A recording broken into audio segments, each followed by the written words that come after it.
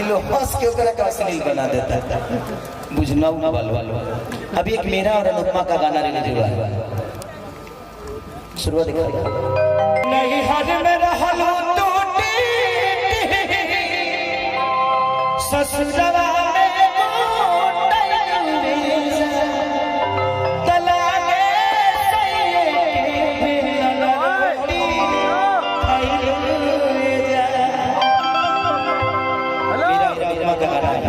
कि पहिले से ज्यादा लगिले चले सुना तो ये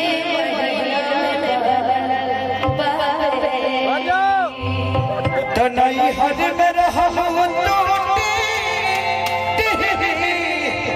ससुरवा में उठैलुए जा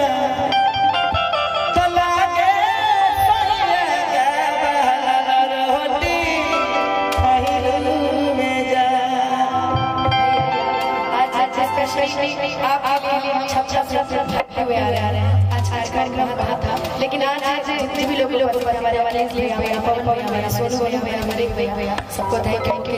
हम आपके साथ एक गाना चाहते हैं जिसकी वजह से आज पूरा भोजपुरी पहचान रहा है। और भैया हो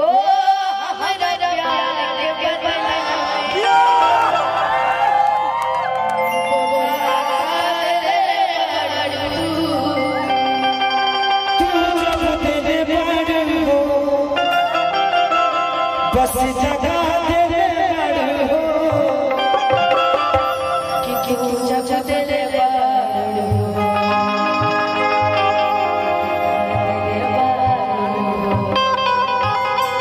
कि हो बेबी सजई हो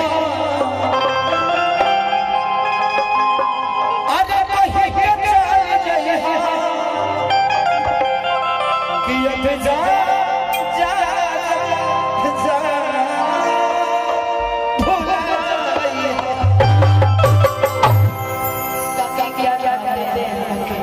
गाना चाहते हैं बस यही गाना चाहते हैं। इनके लिए एक जोरदार ताली बजाइए। अनुपमा जब इनको देखता हूँ, इनको सोचता हूँ तो मुझे देवी नजर आता है। और ये गायक ही नहीं, सिंगर ही नहीं, इनके अंदर संस्कार बहुत ज्यादा है। अब पता ना बोलू से काहे लड़ाई हो जाला, हमारा तो पता नहीं क्या। बोलू हमारे से छोट हो में तो का बोली लेकिन लड़े वाले लड़के नहीं है। ये बहुत उम्दा गायक है, कलाकार। और आपका भी जवाब नहीं, मेरा भाई जब गाता है तो कोई अच्छे लोगों की बात बना देता है। आपका मैं हमेशा प्रशंसक रहा हूँ और हमेशा रहूंगा भी। लेकिन मैं इनको हमेशा कोशिश करता हूँ कि अच्छे, और इनके बहुत सारे गाने आप लोगों ने सुना भी होगा। पवन भैया के साथ भी इन्होंने गाया है, मेरी साथ भी, सबके साथ गाती हैं। और इनकी आवाज में एक जादू है जो कि सबको अपना बना लेता है। मैं प्रार्थना ईश्वर से यही करूंगा कि इस बच्चे को इतना कुछ दे दे कि जब ये रोड पे चले तो दुनिया कहेगी हाँ ये अनुपमा है। बस यही कामना करता हूँ कि अपने तरफ के लोग, अपने गांव के, अपने शहर के लोग बढ़ते हैं तो खुद को खुशी होती है, जैसे हमारे बढ़ने से आप सबको खुशी होती है। क्योंकि मैं सिर्फ एक रसूलपुर चट्टी का रहने वाला और मंगरू यादव का बेटा ही नहीं, आज मैं पूरे भोजपुरी समाज का लाल हूँ जो कि सबकी गोद में आज खेल रहा हूँ। तो मेरे पिता ने तो सिर्फ मुझे पैदा किया, लेकिन सम्मान आप सबने भी दिया। तो मैं कोशिश करता हूँ कि हर चाहे वो दुख हो सुख हो, अपने भाइयों के लिए, अपने पिता के लिए, अपने माँ के लिए, क्योंकि आज मेरी माँ सिर्फ मेरी नहीं, आज पूरे भोजपुरी समाज की हर औरत मेरी माँ की तरह है, मेरी भाभी की तरह है, मेरी बहन की तरह है। तो कोशिश करता है यही आदमी कि अच्छी चीजों को करके अपने लोगों के बीच में अपना सम्मान कायम रखे। कि दिल ना लगे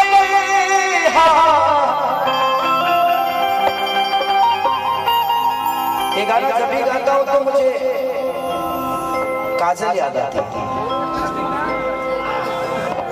जानती हो क्यों?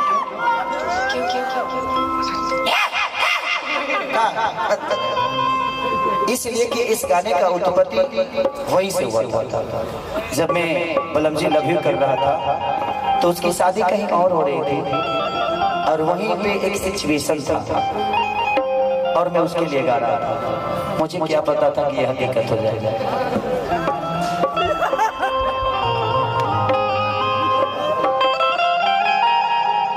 नहीं, किसी को ब्लेम नहीं लगाना चाहिए, हर चीज का समय होता है। ये आज स्टेज बना हुआ है, कल ये उजड़ जाएगा। ये लाइट लगे हुए है, कल कहीं और लगेगा। तो इसमें दोषी कोई नहीं होता, ना मैं ना आप। ये समय है, सिचुएशन है जो लोगों को एक करता है और वही सिचुएशन लोगों को अलग भी कर देता है। तो कोई दोषी नहीं होता है, वो समय कराता है और इंसान को एंजॉय करना चाहिए उस हर चीजों को।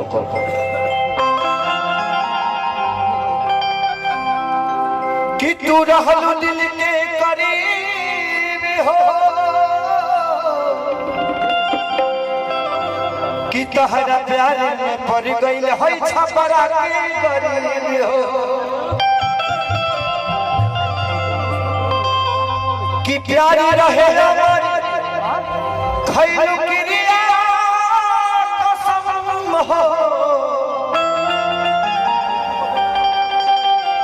कि तोहरा सिवा देखने लगे हो के हम हो।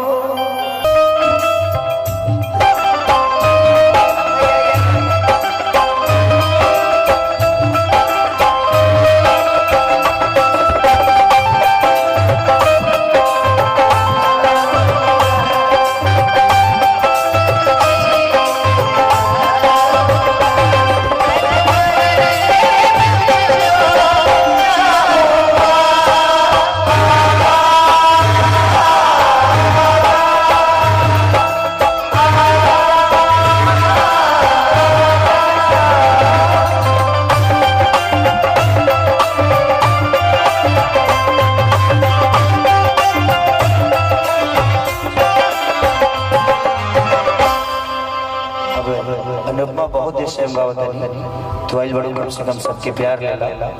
बस एक लाइन जो रिलीज बिल बगाना तोरा ड्यूट में हम